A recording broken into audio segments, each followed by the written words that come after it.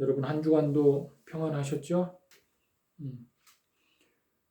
또 다시 코로나 때문에 못 들어가는 그런 상황이 벌어졌는데, 그래도 저와 여러분 예수 그리스도를 믿는 신앙을 가지고서 늘 평화롭고 행복하고 그리고 기뻐하는 삶을 사시기 바랍니다.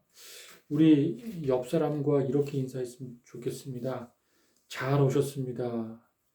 그리스도 안에서 우리 행복합시다.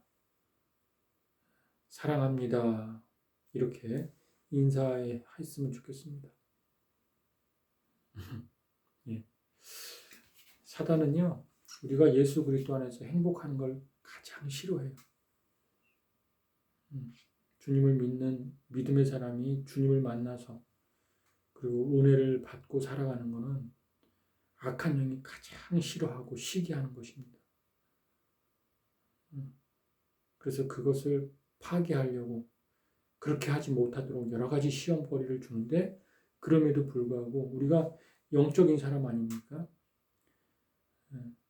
그래서 악한 영이 싫어하는 것을 우리는 기쁨으로 더 즐겁고 더 행복하게 살아내시기를 주님의 이름으로 축원드립니다. 자, 오늘은 말씀이란 제목으로 함께 저와 여러분이 좀 은혜를 나눴으면 좋겠습니다. 제가 좀 잠시 기도하겠습니다. 하나님, 코로나 오미크론 또 새로운 바이러스가 출몰하면서 온 세계가 고통 가운데 두려움 가운데 있습니다. 하나님, 우리 믿음의 사람들은 우리가 죽음 앞에 선다 할지라도 멸망 앞에 선다 할지라도 죽음을 이기신 그리고 부활해서 지금까지 살아 계시는 그 예수 그리스도 안에서 늘 감사하게 살아갈 수 있도록 주님들 우리와 동행하여 주시고, 시대가 혼란스럽고 또 흑암 가운데 일지라도 하나님의 빛이 우리를 더 환하게 비추시고 주님의 그 영광 가운데로 살아가는 저희들 되게 하여 주시옵소서. 특별히 수색대들을 붙들어 주시고 어머니 교회 성도들 한 사람 한 사람을 하나님 위로하시고 어루만져 주셔서 우리들의 삶이 주님의 영광된 삶이 되게 하여 주시옵소서. 사랑이 많으신 예수님의 이름으로 기도드렸습니다. 아멘. 여러분, 성경은요, 한 1500년 동안 시대마다 약 한 40여 명의 사람들이 성령의 감동으로, 하나님의 영으로, 그 영의 감동으로 쓰여진 책이 성경입니다. 그래서 이 성경은요, 창세기부터 요한계시록까지 구약 39권, 신약 27권, 총 66권으로 되어 있는 이 성경은 그 내용을 보면은 어떤 이야기로 가득하냐면요, 일맥상통하게 예수님에 대한 이야기, 메시아 그리스도에 대한 이야기로 가득합니다. 성경 전체가 왜 예수님에 대한 이야기로 가득하냐면요, 본래 인류는 아담이 죄를 짓고 난 다음에 인류는요, 멸망당할 수밖에 없는 운명에 처해 있고요, 그리고 심판받을 수밖에 없는 운명에 처해 있습니다. 인류는 죄악 가운데에서 그 죄의 형벌을 당할 수밖에 없는 운명에 처해 있어요. 그래서 로마서 1장 29절에서 30절 보면 아담이 지은 죄로 인해서 죄의 결과들, 죄로 인해 그 죄가 파생된 죄의 여러 가지 항목들, 한 30가지일까요? 30가지가 쭉 나열되어 있어요. 뭐 불신, 교만, 탐욕, 시기, 수근수근함, 미움, 원망, 불평, 뭐 그냥 가지각색의 죄들이 쭉 나열되어 있어요. 그런데 이 창조주이신 하나님이 하나님의 때에 인간의 육신의 옷을 입고서 이 땅에 내려오셔서 33년을 살다가 인간이 받아야 할 심판, 인간이 받아야 할 멸망, 그 죽음을 예수님이 십자가에서 대신 제물이 되시고 난 다음에 그를 믿는 자마다 죄에서 구원받는 역사가 일어난 거예요. 그리고 하나님을 아버지라고 부르고 또 하나님은 우리를 자녀를 삼아주시고 구원의 감동으로 구원의 은혜로 살아가게 되었습니다. 그래서 이것을 뭐라 그랬냐면 구속사라 그래요. 구속사. 구속사가 어떤 의미냐면 하나님이 인간의 역사 속에 개입하셔서 구원의 길을 여시고 구원의 계획을 이루신 사건이 구속사예요. 구속사. 그래서 구원이란 말은 단지 그냥 죄에서 구원받았다 이렇게만 말할 수 없는 것이 이 구원의 폭이 굉장히 넓고 깊습니다. 구원이란 말은요, 우리 예수 믿는 사람들의 구원이란 말은요, 어떤 의미가 있냐면요, 죄로부터 구원받은, 그게 대표적인 거지만, 죄 때문에 우리 안에 시기가 있어요. 질투가 있어요. 열등감이 있어요. 거기로부터도 구원받은 거예요. 예수 믿으면 열등감, 시기심, 하루아침에 사라지지 않지만 조금씩 사라집니다. 교만, 탐욕, 이것도 예수 믿으면요, 응? 조금씩 사라져요. 응? 또 불평, 원망, 이것도 조금씩 사라져요. 그러니까 이런 죄로 파생된 여러 가지 악한 것들로부터 구원. 그래서 구원 받았기 때문에 오늘 본문에 보면은 사도 바울이 33절에 이렇게 시작하는데 깊도다라는 단어로 시작해요. 하나님의 구속사가 얼마나 오묘하고 또 완벽하고 지혜롭고 신명막측한지 인간의 머리로는 또 심령으로는 헤아릴 수 없을 정도로 깊도다 하면서 막 감탄하고 감격하고 감동하면서 그렇게 시작해요.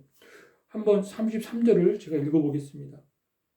깊도다 하나님의 지혜와 지식의 풍성함이요 그의 판단은 헤아리지 못할 것이며 그의 길은 찾지 못할 것이로다. 그러니까 사도 바울이 오늘 본문 33절부터 36절까지는 그냥 하나님의 그 구원의 계획이 하나님의 구원의 길이 너무너무 인간의 상상을 뛰어넘는 정말 인간이 생각할 수 없는 어떻게 그런 계획을 어떻게 그런 일을 하셨을까라고 할 정도로 그렇게 감동하고 감탄하며 감격하며 노래하는 내용. 그래서 깊도다 구속사의 지혜, 하나님의 그 구속사, 구원의 계획이 너무너무 깊도다. 하나님의 그 구원의 지식이 너무너무 깊도다. 어찌 감히 인간이 창조주가 피조물이 될 거라는 생각을 감히 해볼 수가 있는가? 어찌 감히 그 창조주가 피조물이 돼서 그 인간의 죄를 대신 십자가에 죽을 생각을 어찌 감히 인간의 머리로 계획할 수 있는가? 인간은 감히 그 누구도 하나님의 깊은 구원의 계획을, 구원의 뜻을 헤아릴 자도 없고 또 발견할 자도 없다 하면서 그 감격에 젖어서 그렇게 깊도다라고 감탄하는 거예요. 여러분, 신과 함께 교제를 나누는 종교가 이 세상에 어디 있습니까? 신은 경배받아야 할 존재요, 두려울 존재요.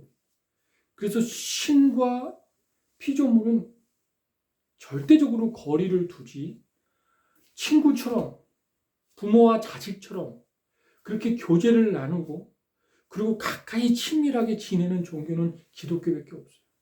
어떻게 감히 경배의 대상을 예배의 대상을 아버지라고 부를 수 있어요? 그리고 그 경배의 대상이 어떻게 감히 우리를 아들, 자녀라고 그렇게 여길 수 있어요? 이건 기독교밖에 없어요. 이 기독교는 신이 인간을 너무너무 사랑해서 찾아온 종교라면 타 종교는요, 어떤 고행을 통해, 노력을 통해, 지식을 통해 막 지식을 쌓아서 인간이 막 찾아가는 그런 종교. 그래서 기독교는 배타성을 타 종교와 그런 부분에서 구원에 대해서는 배타성을 가질 수밖에 없습니다. 그래서 성경 전체를 보면 일맥상통하게 이 구속사를 이룬 예수 그리스도에 대한 이야기로 가득 차 있습니다. 특별히 요한복음에 그리고 창세기에 보면 예수님이 사람이 되시기 전에 어떤 존재로 계셨는가 볼 수 있는데, 말씀이라는 존재로, 말씀으로 존재하셨습니다. 요한복음 1장 1절에 보면 태초에 말씀이 계시니라. 이 말씀이 하나님과 함께 계셨으니 이 말씀은 곧 하나님이시니라. 창세기 1장 3절에도 하나님이 이르시되 빛이 있으라 하시니 빛이 있었고. 자, 요한복음 1장 1절에 태초에 말씀이 계시니라. 이 말씀이 하나님과 함께 계셨으니 이 말씀은 곧 하나님이시니라. 이 말씀이 바로 예수 그리스도라는 의미예요. 그리고 창세기 1장 1절에도 하나님이 이르시되, 하나님이 말씀하시되 할 때 그 말씀이 바로 예수 그리스도예요. 예수님이 인간의 육체로 오시기 전에 구약시대에 또 창세기 그 시대에 하나님이 말씀으로 계셨다. 그래서 여러분, 제가 여러분에게 또 도전합니다. 성경을 좀 가까이 하십시오. 저도 이 철원에서 김아업에서 있으면서 좀 성경을 쓰려고 계속 노력하고요. 몇 장이라도 더 읽으려고 하고, 뭐 특별히 이제 겨울이라 농사도 안 져요. 묵상하고 읽고 쓰고 이것을 계속 반복하고 있어요. 시간 날 때마다. 계속 가까이 하십시오. 놀라운 일이 일어날 거예요. 놀라운 일이 일어날 거예요. 영안이 열리는 일. 볼 수 없는 걸 보게 되고, 들을 수 없는 걸 듣게 되고, 생각할 수 없는 걸 생각하게 되고, 그런 일들이 여러분의 심령 가운데 일어날 거예요. 성경을 가까이 하는 거는요, 주님과 깊이 사귀는 거예요. 주님과 함께 동행하는 거예요. 주님이 어떤 분이신지 알아가는 거예요. 주님과 늘 함께 하는 거예요. 그리고 나의 의식을, 주님의 의식을 더 강화시키는 거예요. 내 안에서. 성경을 가까이 하는 게 너무너무 중요합니다. 여러분, 한번 이런 생각을 한번 해본 적이 있습니까? 이 세상에 말씀이 없다면, 하나님의 말씀이 없다면 이 세상은 어떻게 됐을까? 아니, 눈에 보이지 않지만 말이라는 게 눈에 안 보이잖아요. 귀에는 들려도 눈에는 안 보여요.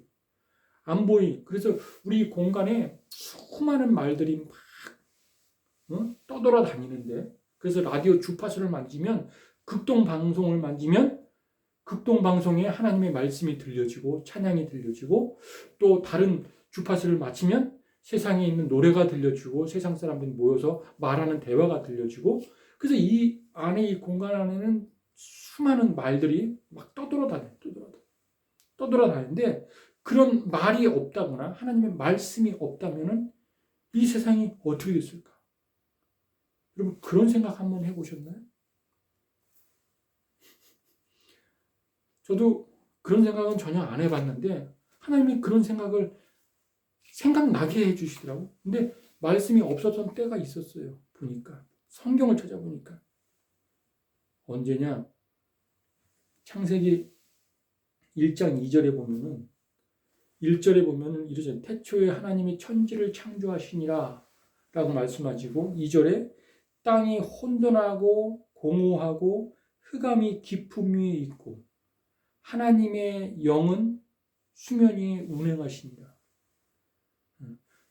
2절에 보면은 하나님 1절에 보면 하나님이 태초에 하늘과 땅을 창조하시고 난 다음에 그 땅에 아직 하나님의 영이 수면 위에 운행만 하시지 말씀하시지는 않았었던 때가 그때에 바로 그때 하나님 말씀하시지 않았을 때, 말씀이 없었을 때에 그 땅의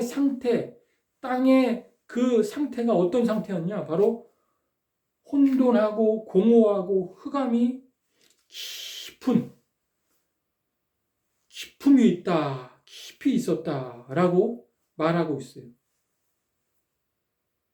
예, 말씀이 없으면 그런 상태가 되는 거예요. 여러분 똑같아요. 오늘날도 가정에 가족들이 다 같이 모여 사는데 말을 안 해. 서로.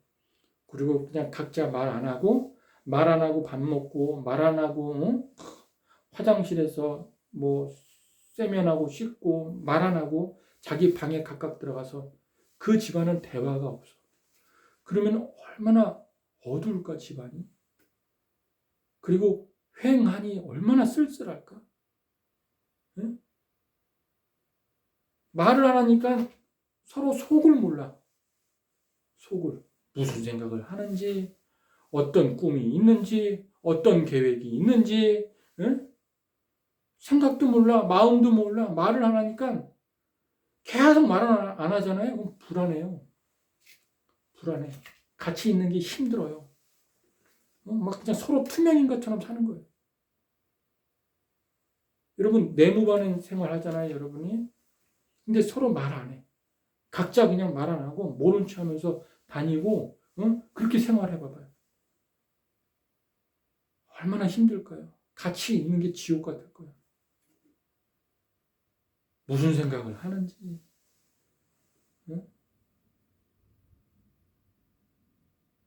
공허하고 혼돈하고 흑암 가운데 그런 상태에 있게 되는 거예요. 여러분 이건 굉장히 심각한 이야기입니다. 말이라는 게 그만큼 중요한 거예요. 이 말을 통해서 그 사람의 생각도 알지만 내 마음을 그 사람에게 전달하고 그 사람도 내 마음, 나에게 더 가까이 다가오는 관계가 말을 통해서 이루어지는데 전혀 관계가 안 되는 거예요. 단절된 채로 그냥 살아가는 거예요. 굉장히 불행한 삶입니다. 제가 지난 시간에 여러분 기억나는지 모르겠지만 제가 지난 시간에도 말씀드렸죠. 이 흑암, 공허, 혼돈 이 단어는요. 창세기 1장 2절에 창세기 1장에서만 하나님이 창조하실 때만 그렇게 쓰였던 단어가 아니라 계속 우리 삶 가운데 그리고 성경 요한계시록까지 계속 반복해서 나오는 단어예요. 자주 나오는 단어예요. 지난 시간에도 말씀드렸지만 유대인들은 하나님의 창조의 역사를 두 가지로 그렇게 정의한다고 말씀드렸어요. 하나는 무에서 유로, 전혀 없던 것에서 있는 것으로 창조했고, 두 번째는 있는 것 중에서 그 하나님이 있게 하신 것, 그 재료들, 물질들, 그것들을 이렇게 만드시는 창조를 하셨다 그랬어요. 자, 그런데 하나님의 창조의 방향과 계획과 그 다음에 원칙이 있는데 그 원칙이 뭐냐? 첫 번째 혼돈에서 질서로 라 그랬어요. 혼돈에서 질서로. 좀 더 깊은 얘기를 하겠습니다. 하나님이 만드신 그 여러 가지 재료들이 처음에는 혼돈했다는 거예요. 혼돈했다는 거예요. 질서가 안 잡히는 무질서했다는 거예요. 여러분 혼돈한 상태, 무질서한 상태를 한번 생각해 본 적 있습니까? 만약 인간의 마음이 혼란스럽다, 무질서하다, 질서가 안 잡혔다. 그러면 어떤 감정이 드러나는지 아십니까? 분노. 화가 나요. 내가 내 방을 깨끗하게 정리정돈하고 아주 깔끔하게 딱 질서 있게 정리정돈을 했어요. 근데 누군가 내 방에 들어와가지고 어지럽혀 놨어요. 책상도 어지럽혀 놓고 책꽂이도 어지럽혀 놓고 막 물건을 아랫목에 있는 걸 윗목에다 갖다 놓고 막 그냥 어지럽혀 놨어요. 그럼 화가 안 날까요? 화가 나요. 화가 나. 차를 타고 가는데 나는 차를 딱 타고서 그 도로에 그 속도에 맞게 60이면 60, 70이면 70 먹게 딱 하는데 뒤에서 빵빵 가요. 빵빵거려. 빨리 가라고. 그리고 이것이 내 앞을 추월해서 앞을 막 가요. 그럼 혼란스럽지 않습니까? 내 질서가 무너지잖아요. 그럼 화가 나요. 분노가 나요. 결국은 싸우게 되는 거예요. 누가 내 질서를 망가뜨려 놨다. 그러면 화가 나는 거예요. TV에 보니까 금쪽 같은 내 새끼인가? 그 프로가 있더라고요. 금쪽이는 내 새끼인가? 그 프로가 있어요. 그 프로 보면은 특히 그 금쪽이랑 그 엄마랑 자주 트러블이 생기는데 괜히 엄마한테 짜증내고 막 화를 내고 막 너무 힘들어해서 막 집어던지고 막 그래. 엄마를 꼬집기도 하고 막 그래. 금쪽이가. 그 왜 그런 줄 알아요? 마음이 혼란스럽기 때문에. 무질서하기 때문에 그런 거예요. 원래는 엄마가 참견하지 않으면은 자기 마음에 질서가 있고 그냥 안정한데 엄마가 자기 어느 쪽에 자기 그 안정된 그 세계 속에 엄마가 느닷없이 예고도 없이 확 들어온 거예요. 들어와서 뭔가 다 헝클어 놨다는 거예요. 그래서 괜히 막 엄마가 시키면 화가 나고 뭐 별것도 아닌데도 막 화가 나고 뭔가 무너졌기 때문에 혼란스럽기 때문에 화가 나는 거예요. 그 혼돈하면 항상 분노가 찾아옵니다. 분노가. 전쟁이 찾아옵니다. 싸움이 찾아옵니다. 성경에도 창세기 11장에 바벨탑 사건이 나오는데 인간이 하늘에 닿을 만큼 탑을 쌓아요. 하나님이 그걸 보시고 그들의 언어를 혼잡케 했어요. 그전에는 하나의 언어였어요. 그래서 소통도 잘 이루어지고 그랬는데 하나님이 언어를 혼잡케 하자 그들이 막 서로 싸우기 시작하는 거예요. 못 알아듣는 거예요. 막 서로 얘기하는데 무슨 말인지 못 알아듣는 거예요. 막 싸움이 일어나고 다 흩어집니다. 분노가 일어납니다. 그런데 여러분 말씀이 임할 때 말씀이 임하는 곳에 말씀의 은혜가 임하는 곳에 말씀의 창조의 역사가 임하는 곳에 질서가 잡히기 시작해요. 안정이 찾아오기 시작해요. 여러분이 하나님의 말씀을 가까이 하잖아요. 그럼 마음의 질서가 잡혀요. 안정이 찾아옵니다. 우선순위가 분별력이 생기고요. 우선순위 무엇을 먼저 하고 무엇을 나중에 하고 무엇을 얻어야 되고 먼저 얻어야 되고 무엇을 나중에 얻어야 되는지 그것이 분명해집니다. 말씀을 가까이 하십시오. 자, 두 번째 하나님의 그 방향은 두 번째 창조의 방향은 공허에서 가치로 의미로 나간다고 합니다. 공허에서 이 공허는 무가치 무의미 여러분 사람 공허하잖아요. 이 세상을 살아가는데 가치를 발견하지 못하고 의미를 발견하지 못하고 모든 게 다 무가치하잖아요. 그럼요 무력해져요. 살아갈 힘이 없어요. 에너지가 없어요. 에너지는 그 삶의 힘은 어디서 생기느냐? 끊임없이 가치를 발견하고 의미를 발견하고 가치를 찾고 그럴 때 너무나 소중하다, 너무나 귀하다, 귀한 것을 찾을 때 거기서 에너지가 생겨요. 거기서 살아갈 용기도 열정도 힘도 생겨요. 그런데 공허하잖아요. 그럼요 무기력해. 내가 왜 살아야 하는지를 몰라요. 의미를 몰라요. 그래서 자살하는 거죠. 그래서 이 공허하다는 건 말 그대로 빈 집과 같아요. 빈 집. 집이 비었어요. 여러분 새 집을 지었는데 그 안에 사람이 새 집 안에 들어가 산다고 사는 게 아니에요. 그 안에 내가 좋아하는 내가 필요로 하는 가치 있는 것들을 하나하나 살림살이를 갖다 놔야죠. TV도 갖다 놓고 냉장고도 갖다 놓고 가구들도 갖다 놓고 식기들도 갖다 놓고 여러 가지 내가 필요한 것들을 갖다 놓고 그것을 쓰면서 내가 가치 있는 것 가치 있게 의미 있게 사용하면서 사는 게 사람이 사는 거잖아요. 사람만 그냥 달랑 들어가가지고 산다고 그게 제대로 살아지나요? 응? 물론 한두 주는 살 수 있겠지. 하지만 빈짐, 휑하니 비어있고 쓸쓸해있고 답답해서 못 살아요. 그런 거랑 똑같아, 공허한 건. 응? 하지만 하나님의 말씀이 정말 귀하다. 이건 진짜 영원한 생명이다. 그래서 그 말씀 그 자체에 가치를 두고 의미를 두잖아요. 그럼 삶의 의미가 달라집니다. 바라보는 세상을 바라보는 관점, 가치관, 인생관, 세계관 다 달라집니다. 내가 왜 살아야 하며 어떻게 살아야 하며 나는 누구며 나의 정체성, 나의 뿌리가 분명해집니다. 저와 여러분이 그런 은혜가 있기를 주님의 이름으로 축원드립니다.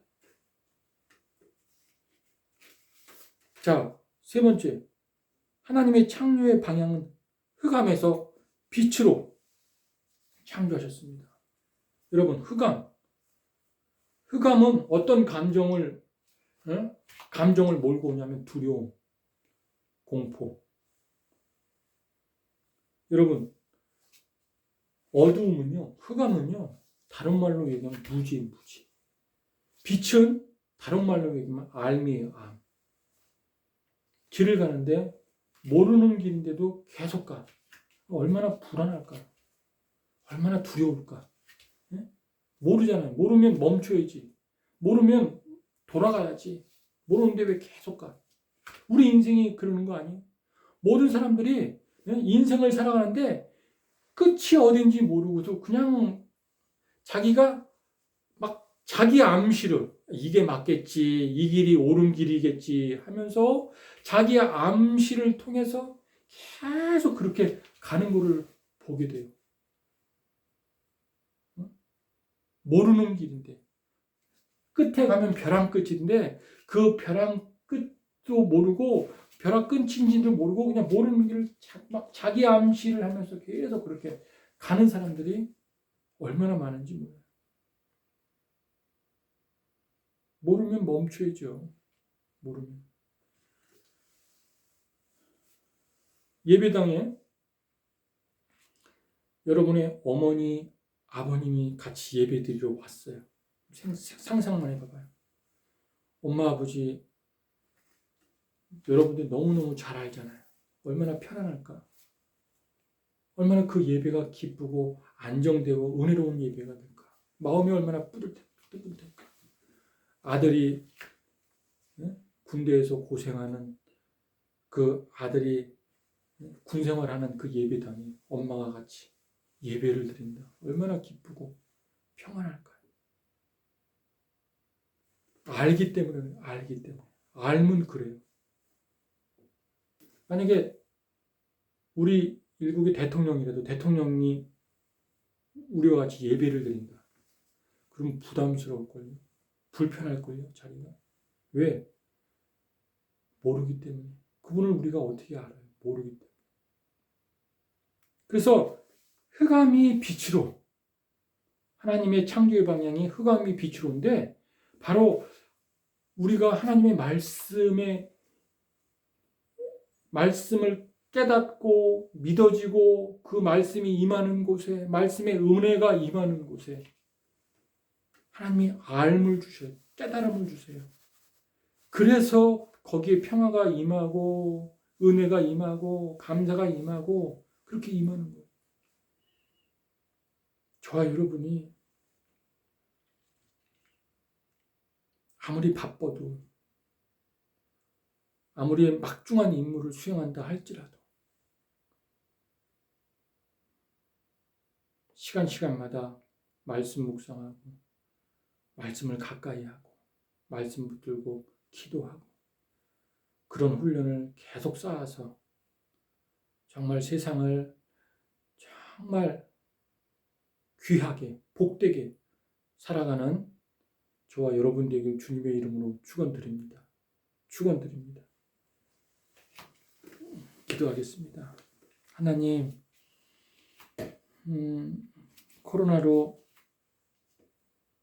또 우리 육사단의 모든 부대가 비대면으로 치러지고 있지만 그래도 실망하지 않고 절망하지 않고 우리 부대원들 주님 때문에 행복하고 주님의 말씀을 가까이 하여 정말 그 주님의 말씀의 역사들이 우리의 삶의 모든 영역에 속속들이 나타나고 이루어지고 증명되고 그래서 정말 하나님이 살아계심을 두렵고 떨림으로 그렇게 경험되어지길 간절히 소망합니다. 우리 수색대대 대대장님을 중심으로 더 하나 되게 똘똘 뭉치게 하시고 안전사고 일어나지 않게 주님 보호하여 주시고 특별히 코로나로 어려움 당하지 않도록 하나님께서 지켜주길 간절히 기도합니다. 사랑이 많으신 예수님의 이름으로 기도드렸습니다. 아멘, 아멘. 여러분 한 주간도 승리하시길 바랍니다. 감사합니다.